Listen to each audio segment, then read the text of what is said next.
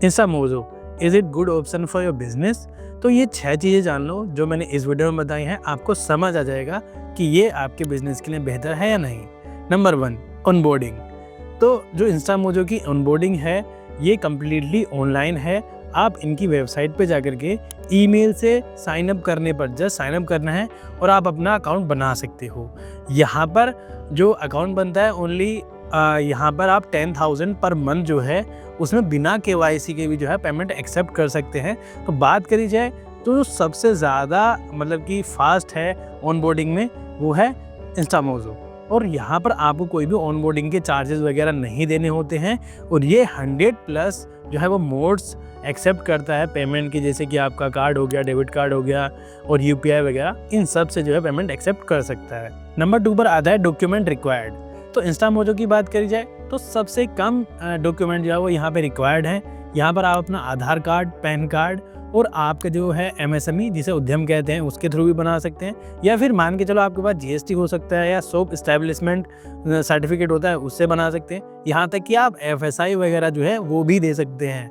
तो GST यहाँ पर कंपलसरी बिल्कुल भी नहीं है, बस आपका जो है बैंक अकाउंट होना चाहिए जिसमें आपने पेमेंट रिसीव करनी है। और एक बात और, जो अदर पेमेंट गेटवेज होते हैं उसमें वेबसाइट जो है वो मैंडेटरी होती है, लेकिन अगर आपके पास यहाँ पर वेबसाइट है तो बढ़िया है, लेकिन आप यहाँ पर अपने इंस्टाग्राम के थ्रू भी अगर सेल आउट करते हैं तो भी यहाँ पर आप बना सकते हैं। इवन आपके पास फेसबुक का मार्केट प्लेस वगैरह है तो वो भी दिखा सकते हैं। बस आप कहीं पर सेल करते हैं उस चीज़ की आपको जानकारी देनी होगी। नंबर 3 पर आता है ट्रांजेक्शन चार्जेस। तो जो ट्रांजेक्शन चार्जेस हैं इंस्टामोजो में ये थोड़ा सा अलग सा मॉड्यूल फॉलो करते हैं। जैसे कि मान के चलो अगर आप ऑनलाइन स्टोर वगैरह बना रहे हैं तो उनके लिए अलग मॉड्यूल है, लेकिन जो बेसिक पेमेंट गेटवे है यहाँ पर आपको जो UPI है वहाँ पर 0% चार्जेस हैं, मतलब कि आपको वहाँ पर कुछ भी नहीं देना है। अगर आप डेबिट कार्ड, क्रेडिट कार्ड और नेट बैंकिंग से जो है पेमेंट रिसीव करते हैं तो यहाँ पर आपको 2% प्लस 3 रुपीज़ पर ट्रांजेक्शन जो है वो देना होता है। साथ में अगर आप EMI और वॉलेट वगैरह से लेते हैं तो वहाँ पर 2.5 से 3% चार्जेस जो है वो आपको पड़ सकते हैं। और ये जो चार्जेस हैं ओनली डोमेस्टिक ट्रांजेक्शन के लिए हैं। अगर इंटरनेशनल ट्रांजेक्शन की बात करी जाए तो यहाँ पर मैं बिल्कुल भी रिकमेंड नहीं करूँगा कि आप इससे इंटरनेशनल ट्रांजेक्शन के लिए जो है आप इस पेमेंट गेटवे को बनाएं, क्योंकि यहाँ पर इतने सारे मोड्स यहाँ पर नहीं मिलते हैं। कुछ केसेस में ही आप इंटरनेशनल ट्रांजेक्शन जो है यहाँ पर कर पाएंगे। नंबर 4 पर आता है सेटलमेंट। तो भैया जो स्टैंडर्ड सेटलमेंट है इंस्टामोजो के अंदर वो है T+3 डेज। सपोज दैट आपके पास मंडे को जो है वो ट्रांजेक्शन हुआ है तो जो आपकी पेमेंट है वो थर्सडे को आएगी। अगर बीच में कोई भी छुट्टी होती है तो उसको काउंट नहीं किया जाएगा।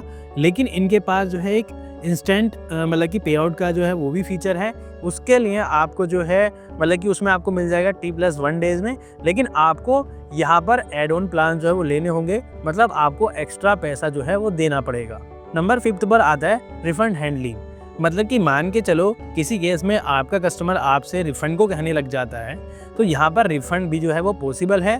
और रिफ़ंड के लिए जो है आपसे इंस्टामोजो कोई भी चार्ज नहीं करता है। सपोज दैट आपने अगर 1,000 रुपये रिसीव करे हैं किसी कस्टमर से, अगर वो रिफ़ंड मांगता है तो वो वहाँ पर रिफ़ंड कर देगा, लेकिन जो यहाँ पर 2% चार्जेस हैं उसके प्लस उनका जो 3 रुपीज़ वाला है वो उसको जो है वो रिटर्न नहीं करेगा। और वो चार्जेस जो है वो आपसे लिए जाएंगे एज ए बिजनेस ओनर, मतलब कि बिजनेस वाले बंदे से लिए जाएंगे। और भैया ये जो रिफंड होता है वो इंस्टामोजो नेक्स्ट डे ही जो है वो प्रोसेस कर देता है, लेकिन जो कस्टमर के बैंक अकाउंट में ये अप टू 10 डेज तक हो सकता है कि उसको 10वें दिन तक पेमेंट रिसीव हो। नंबर 6 पर आता है कस्टमर सपोर्ट। तो भैया जो इनका मेन सपोर्ट है वो है ईमेल के थ्रू, लेकिन यहाँ पर इनकी हेल्प डेस्क है उसके थ्रू आप टिकट बेस जो है वो भी सपोर्ट ले सकते हैं। साथ में इनकी वेबसाइट पर जो है वो FAQs भी हैं, वहाँ से जो है आप कोई भी प्रॉब्लम आती है तो आप वहाँ से भी हेल्प ले सकते हैं। और समटाइम जब आपको ऑनबोर्डिंग में अगर कोई दिक्कत आती है तो इनकी ऑनबोर्डिंग टीम आपको कॉल भी कर सकती है।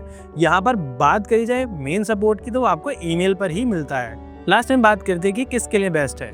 तो भैया सबसे पहले आता है स्मॉल बिजनेस ओनर्स, जो कि मतलब कि अपने बिजनेस को बिल्कुल स्टार्टिंग में है उनके लिए।